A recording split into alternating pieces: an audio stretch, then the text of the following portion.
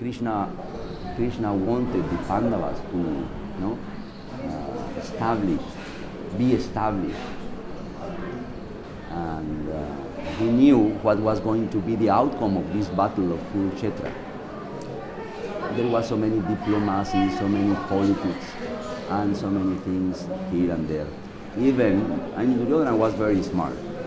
Definitively, he was very, very sharp and acute, and through his diplomacy, he had made even personalities like Bhishma,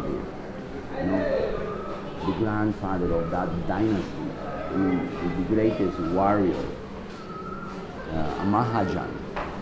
There are 12 Mahajan, or great personalities, mentioned in Srimad Bhagavatam. Lord Brahma, Lord Shiva, Kapila, Narada Muni, Prahlad Maharaj, who else? Bali Maharaj, Jamaraj, and one of them is precisely Bhishma. So how can a Mahajan be confused? Of course he was not confused. He knew that I have been put here, even against my will, but because of some word of honor and this and that was used to put me here, to fight the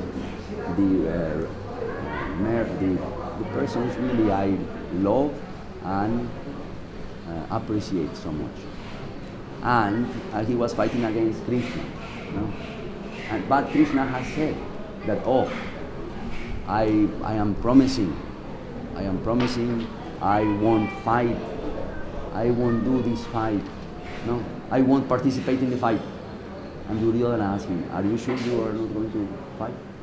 No. And what about your army? It's very good. Army, you have army, it says? Army? No, many warriors and skillful as we can conceive. And then he said, well, anyone can select, whether myself or my army. But at that time, Arjuna had already selected. He was the one who had the first choice, and he said, yes, I accept Krishna. I would like to have Krishna. And not so much about his army. But nevertheless,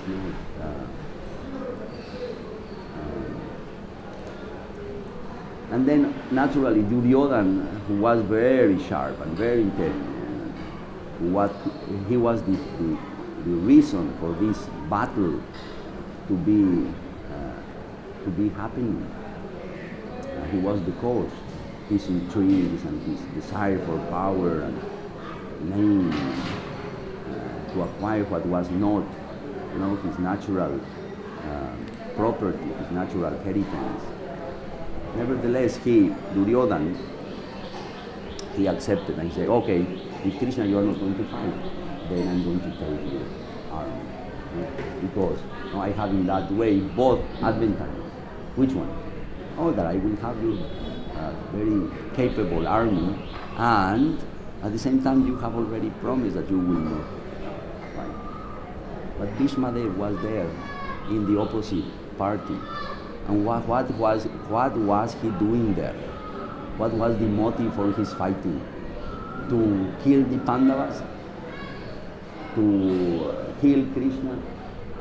To become a worshipper of Duryodhana? No, these were secondary things. These were just like the arrangements came to be because of the maneuvers of Duryodhana.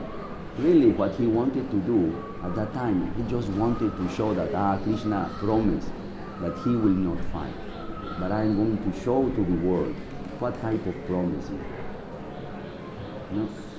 Because the Lord or his devotee, they may say sometimes something. They may say just to fulfill some temporary need, some relative need. They may say something. But when the true circumstances will appear and then will show definitively, then we will see that where is their heart. So we just went, when we were doing parikrama, if you remember the last day, our first stop, we went to Samudra Gar. And in that place is that story of Samudra Sen. No? Samudra Sen, also in a tricky way, but very intelligent, he wanted to see Krishna. And what was the way to see Krishna? To defeat his devotee, no? To put in danger his devotee, Bhima Sen. Bhima had come, he was the one in charge of going all around the different regions and asking the people for the taxes. No? He was collecting the taxes for his brother, elder brother, Yudhishthira, who was the king. And then everyone had to pay some contribution for that, some taxes for it, some. But Samudra Sen, that king, he wanted to see Krishna, and he thought that very, very nicely, he thought that, if I fight with Bhima, and one way or other I can put him in danger, and Bhima can pray for the Lord to appear. I will see Krishna. I will see him, and I will then become very happy. My goal will be attained. Then instead of paying Bhima these taxes, then he started fighting against him. He said, no, I'm not going to pay nothing this time. Oh, you are not going to pay nothing. No, then we are going to fight you. Tomorrow we'll start. Yes, tomorrow. And during that fight, they became like very, very good. And they certainly put Bhima in a very big danger. And Bhima was praying finally that, oh, my Lord, it seems that this time I'm not going to make it. And I am a Pandava. And what type of dishonor is this? What the people will say about the Pandavas? And please help me. I'm never asking you anything, but this time please come here. And the Lord came there, appeared there to protect his devotee. But the king, and that was not seen by anyone, not even by Bhima. And Krishna knew what was the heart of that king, and he appeared there. And then that king, Samudra Sen, became so happy, so inspired, so captivated by this, by the appearance, by the darshan of the Lord. His beautiful form appeared there. So he was, and suddenly he found that he was completely satisfied. Anyhow, because of that, some tears came, through his eyes or in his face, and he became like a little lost because of the symptoms, devotional or ecstatic symptoms he felt. And then Bhima thought that, I am, how do you say? I am, now the king must be feeling that we were very strong, because now he's crying. And then the king approached him, and he sent some messenger, and he said that, all right, we are going to pay. Excuse my behavior, I'm going to pay you back all these taxes, don't worry, let us stop the fight. Then Bhima was very happy. I defeated the king, and I will come back to my brother with the taxes collected and everything, and very good, very good. Then he was also very grateful to Krishna that he helped him at that time.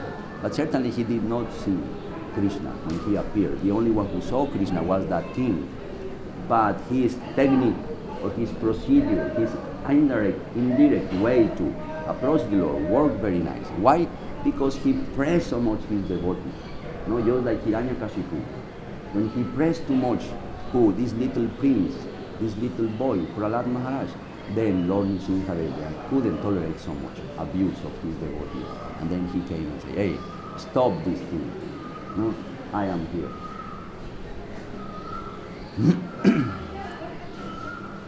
So when the Lord wants to do something through his devotee, nobody can obstaculize that. Also, when Gurudev wants to do something through his representative or through his devotee, then naturally he will be, one way or other, protected. He will be, we pray, he will be successful with his service, with his seva. And then Bhishmadev, at that time of the quarrel, of the battle, Bhishmadev, he came out very forcefully and fight very strongly against the Pandavas, especially against Arjuna, with that particular aim that I'm going to show to the world what type is the promise you did. This is a relative non-important promise, because the main important promise is the one you have established all around the scriptures, all around the sayings of your greatest devotees. And what is that promise? That in my devotee never perishes. No? Why? Because I am behind him. I will always protect him. I will always, just like that. So,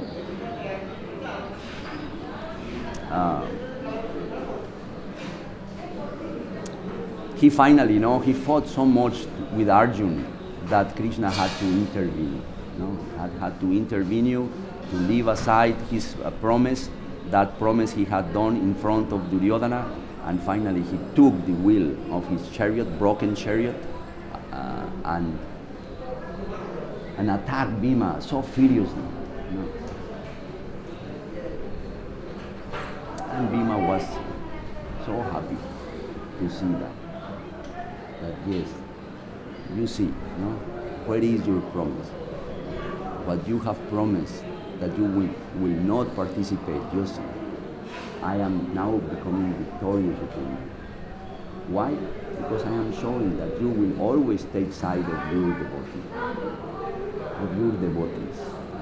You will protect always your devotees. So this is very, very happy and very good promise. The Lord has repeatedly said.